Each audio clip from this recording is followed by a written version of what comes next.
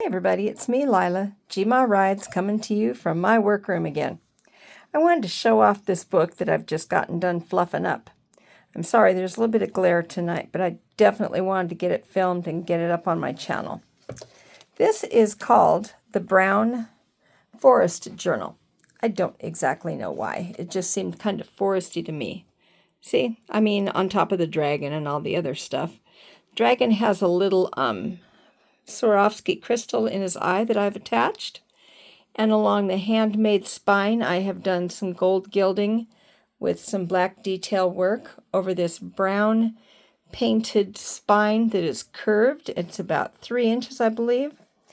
I also made the covers out of masonite, and I have printed this off from Nick the Booksmith. I put corner protectors on it because I thought they looked pretty cool. Did I tell you it's got about 160-ish pages?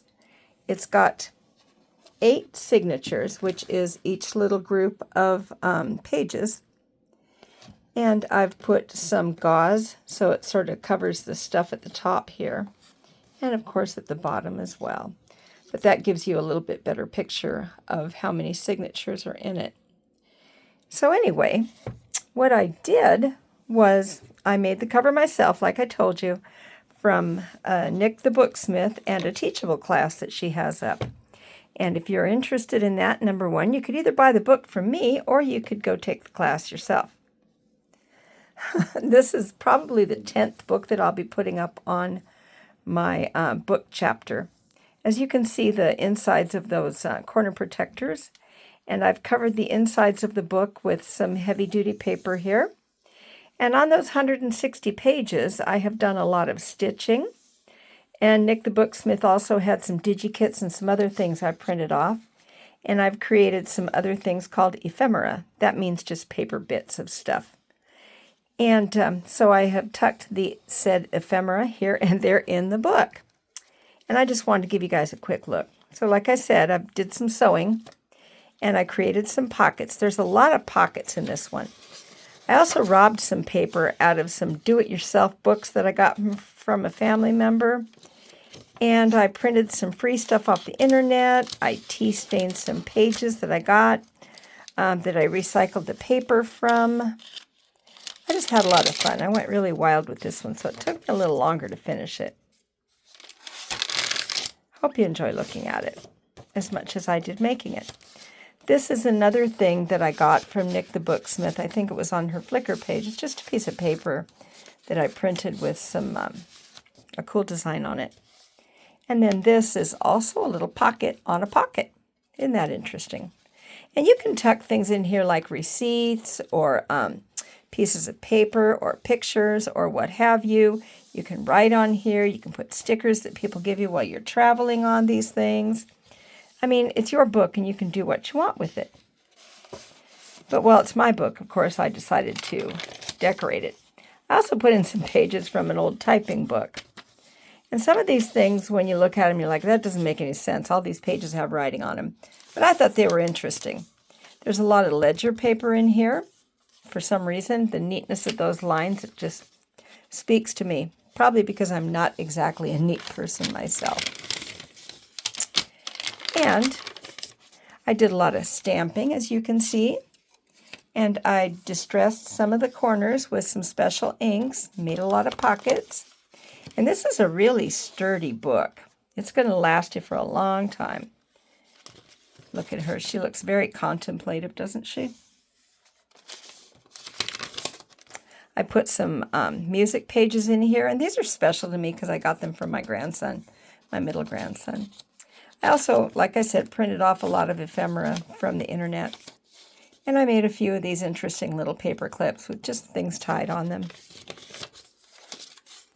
But there's a lot of blank paper for you to write things on, or put things on, or anything else.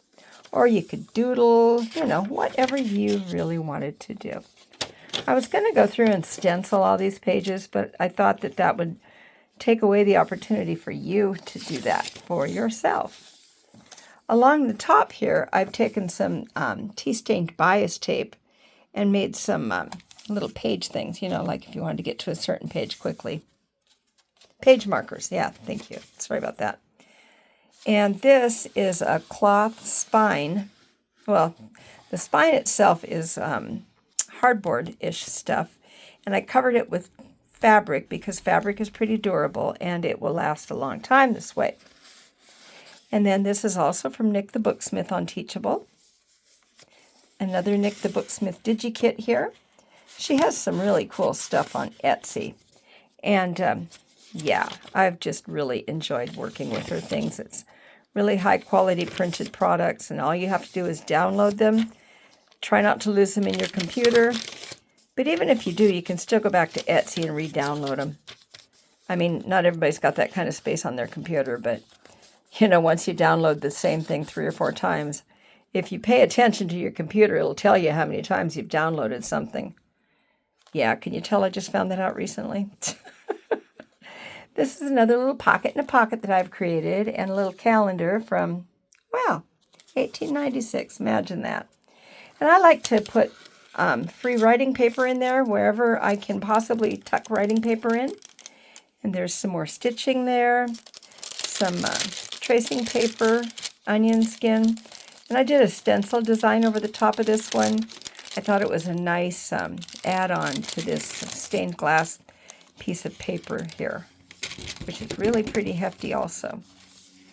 Yeah, so there's a lot to be seen in this book, and I'm not going to take every little thing out to tell you because that would be cheating. I want you to get it and find out for yourself.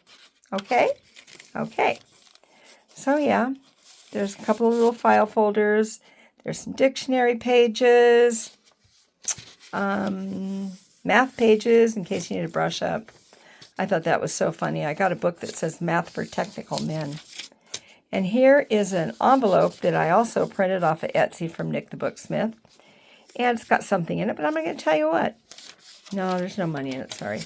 And some of these pages are kind of weird looking. They're from a peculiar DigiKit that Nick made. And I don't remember what the entire name is, but I do know that peculiar is in it. So there's that hint. If you really want to know, just reach out to me and I will find it for you. But yeah, she does so many interesting things. This I made with tracing paper and stencil, like I told you. And I have a lot of fun doing that particular process. And let's see, there was one page I really wanted to show off to you guys, but this one we'll have to do. Anyway, there's a lot of cool stuff in here to look at.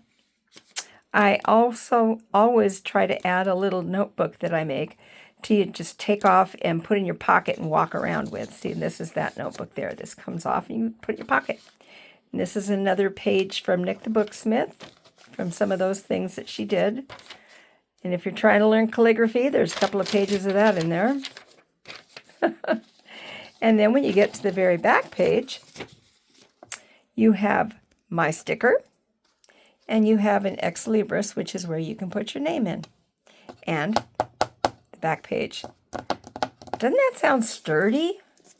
And what I really love about this book is, look at this. It's kind of like wood-toned. I think it looks so cool. Yeah.